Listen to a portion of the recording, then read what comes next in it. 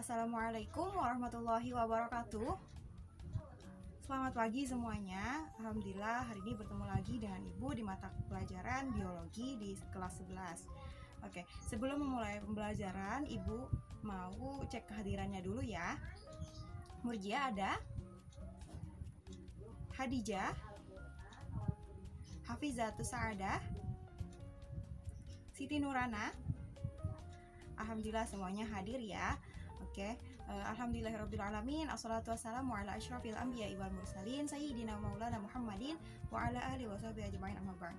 Oke, sebelum memulai pembelajaran, alangkah baiknya kita bersama-sama membaca doa. Adapun doa silahkan ketua kelasnya pimpin ya. Ibu persilahkan.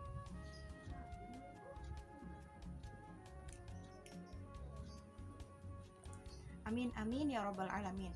Nah, semoga dengan pembacaan doa tadi pembelajaran kita hari ini berjalan dengan lancar, dipenuhi dengan berkah dan bermanfaat untuk sekarang dan nanti. Oke, kemarin kita sudah menuntaskan satu topik pembelajaran. Nah, hari ini kita akan berganti ke topik yang baru. Oke, sebelum kita buka LKS-nya, Ibu mau tanya dulu nih. Kira-kira alat transportasi apa yang ada di sekitar kalian? Oke, ada yang menjawab kereta, ada yang menjawab bis, taksi, pesawat, mobil, motor, sepeda. Oke, nah kira-kira semua alat transportasi itu ada fungsinya nggak? Iya, betul ya, fungsinya untuk membawa baik orang atau barang dari satu tempat ke tempat yang lain.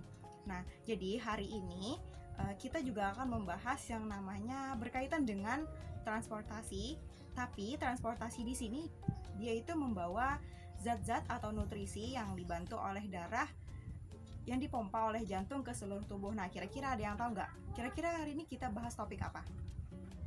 Oke, betul ya, sistem sirkulasi, dan salah satu contohnya itu adalah sistem peredaran darah pada manusia. Nah, diharapkan dengan pembelajaran kita hari ini, peserta didik itu mampu menyebutkan fungsi peredaran darah, menyebutkan komponen-komponen darah, menyebutkan penjelasan tentang komponen-komponen darah, serta mengetahui apa saja gangguan atau kelainan pada darah, tepatnya di sistem peredaran darah manusia.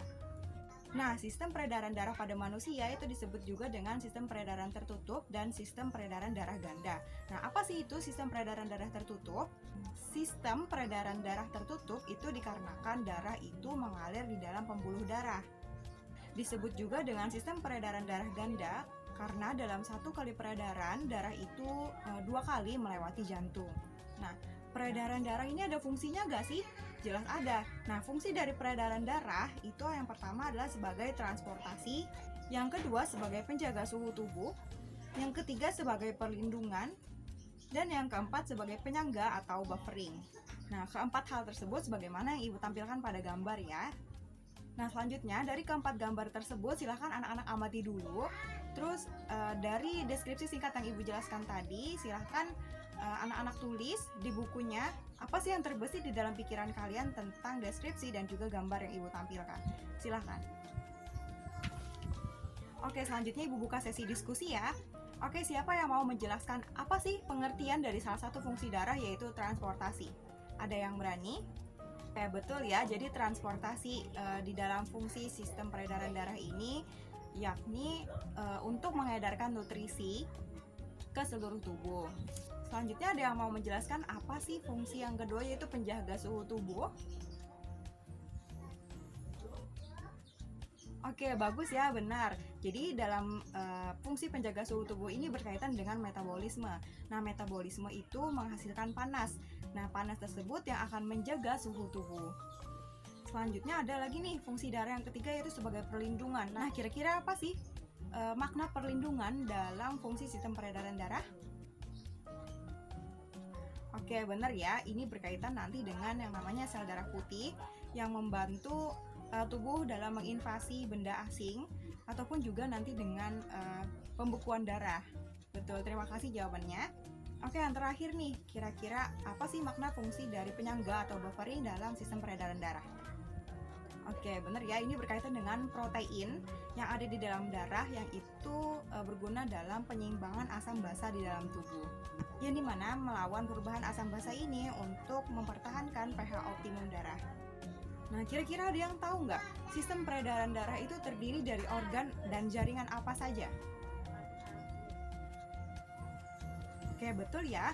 Dalam sistem peredaran darah itu berkaitan dengan organ jantung, pembuluh darah, dan jaringan darah. Nah, kenapa darah itu disebut dengan jaringan? Karena di dalam darah itu terdapat banyak sel. Nah, sel-sel apa aja sih yang ada di dalam darah? Nah, hal itu yang akan kita bahas selanjutnya. Oke, selanjutnya kita akan membahas tentang darah. Nah, darah itu apa sih? Darah merupakan jaringan ikat khusus yang terdiri atas sel-sel darah, keping darah, dan plasma darah. Adapun karakteristik dari darah, silahkan kalian baca di gambar yang Ibu tampilkan. Nah, kita sambung ya untuk komponen darah. Kan tadi disebutkan darah itu merupakan jaringan yang di dalamnya terdapat sel-sel darah. Nah, adapun komponen-komponen yang ada di dalam darah yaitu sel darah merah, sel darah putih, plasma darah, dan trombosit atau keping darah. Untuk penjelasan lebih lengkap tentang komponen-komponen darah, Ibu serahkan kepada kalian. Silahkan kalian membentuk kelompok yang terdiri dari 2 orang dalam satu kelompok. Nah, nanti Ibu bagikan sebagaimana yang ada di LKPD. Silahkan kerjakan LKPD-nya dulu yang sudah Ibu kirimkan di WhatsApp group. Ibu beri waktu 5 menit dan Ibu persilahkan dari sekarang. Alhamdulillah semua kelompok sudah mengirimkan LKPD-nya. Kembali Ibu jelaskan bahwasanya jawaban kalian alhamdulillah semuanya tepat. Bahwa komponen dalam darah itu ada yang namanya plasma darah, eritrosit atau sel darah merah, leukosit atau sel darah putih, dan trombosit atau keping darah. Untuk kelompok 1 menjelaskan tentang plasma darah dan eritrosit.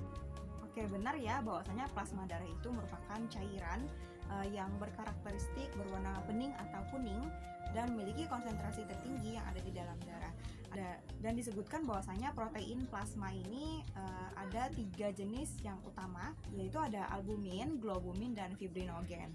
Untuk kelompok 1 juga menjelaskan tentang eritrosit atau sel darah merah, yang dimana sel darah ini memiliki karakteristik itu tidak memiliki nukleus, bentuknya bikonkav, kurang lebih umurnya itu ada 120 hari, dan fungsinya itu untuk transport gas oksigen dan karbon dioksida karena mengandung yang namanya hemoglobin.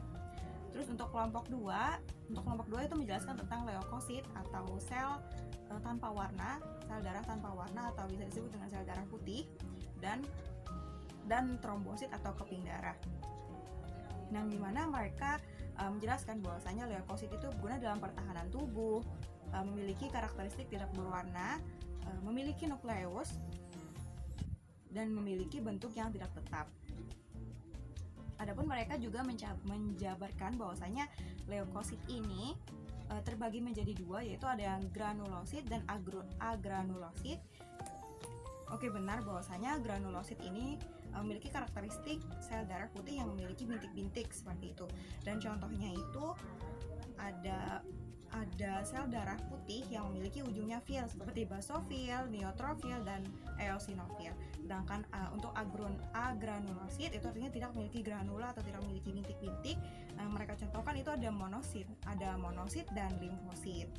Untuk trombosit atau keping darah,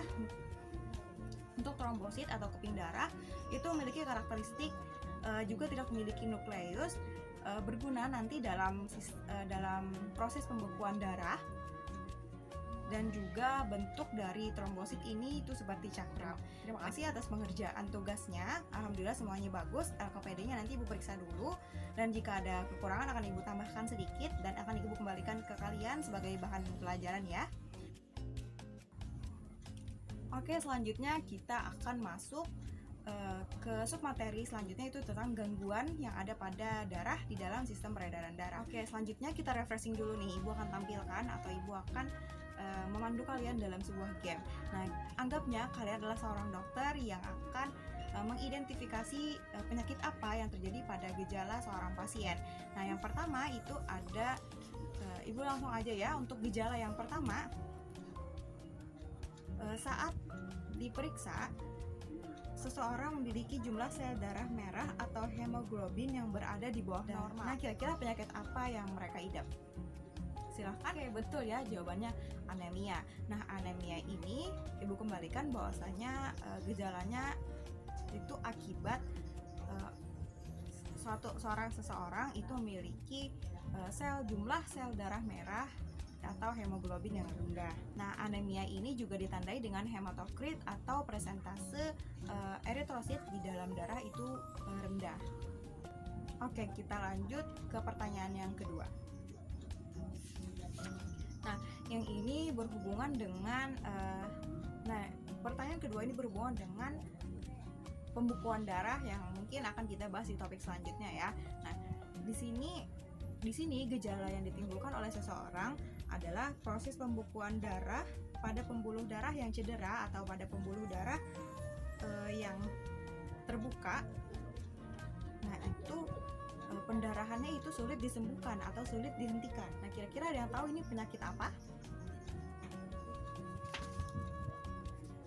Oke, betul ya, bahwasanya hemofilia ini disebabkan oleh defisiensi faktor pembukuan darah. Oke, pertanyaan yang ketiga, yaitu gangguan produksi leukosit yang berlebihan atau produksi sel darah putih yang berlebihan. Nah, kira-kira ada yang tahu nggak ini penyakit apa? Oke, karena tadi sel darah putih, leukosit, bisa dikaitkan dengan leukemia. Nah, betul ya, kalau leukemia ini merupakan penyakit yang produksi sel darah putihnya itu berlebihan. Nah, akibat paling parahnya itu bisa menyebabkan kematian, dan kita ketahui bahwasanya leukemia ini juga menyerang ke anak-anak, remaja, bahkan lansia. Oke, yang terakhir, itu ada seseorang yang mengidap penyakit keturunan. Adapun efeknya itu diakibatkan oleh kelainan sel darah merah. Sel darah merah ini bentuknya tidak normal, cepat rusak, kekurangan oksigen, dan berumur lebih pendek daripada normalnya. Dan penderita ini memerlukan transfusi darah secara berulang-ulang selama seumur hidup. Adapun efek yang terlihat, penderita itu akan pucat, pusing, lemah, letih, sesak napas, sulit tidur, dan warna kulitnya menghitam akibat zat besi dari sel darah yang hancur tidak dapat dikeluarkan dari tubuh. Nah, kira-kira ada yang tahu nggak ini penyakit apa? Oke, betul ya, penyakit thalassemia. Sisanya ya kan ya. Nah, thalassemia ini merupakan penyakit yang memiliki karakteristik eritrosit yang berbeda atau tidak normal. Baik itu dari segi bentuknya, dari segi usianya, dan thalassemia ini merupakan penyakit keturunan genetik. Oke, aplaus dulu untuk kita semua. Alhamdulillah semua dokter-dokter kita berhasil menjawab atau mendiagnosis penyakit yang terkait dengan darah di dalam sistem peredaran darah manusia. Oke, sampai sudah kita di penghujung pembelajaran. Jadi sebelum menutup, Ibu persilahkan kepada anak didik Ibu, kira-kira ada yang mau merangkum apa aja yang udah kita bicarakan dari awal pagi tadi sampai sekarang. Siapa? Oke, silahkan. Alhamdulillah, terima kasih ya Hafizah untuk penyampaian kesimpulannya yang sangat lengkap, padat, dan tepat. Oke, sebelum mengakhiri, silahkan dulu untuk ketua kelasnya untuk membaca doa setelah belajar.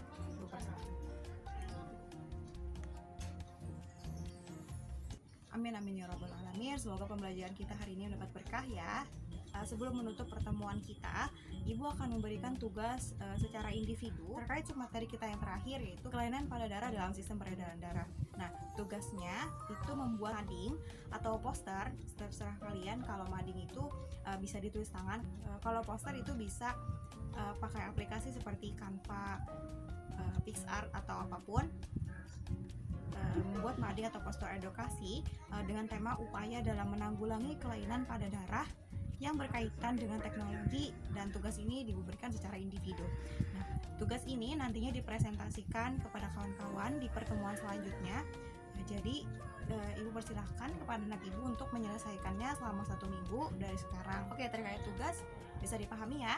Sedikit pesan dari Ibu bahwasanya kita semua itu harus bersyukur karena Allah memberikan kita kesempatan untuk berkecimpung di dalam dunia pendidikan. Kalian sebagai peserta didik yang alhamdulillah difasilitasi untuk mendapatkan pembelajaran, dan Ibu di sini juga sama-sama kembali belajar bersama kalian.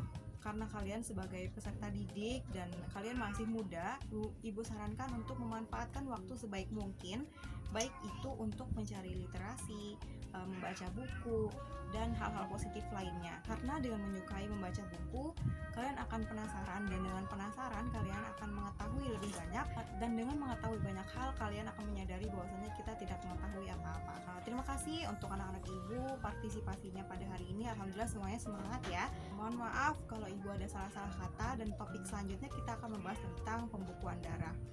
Baik, kembali ibu akhiri. Wabillahi taufiq wal hidayah. Wassalamualaikum warahmatullahi wabarakatuh.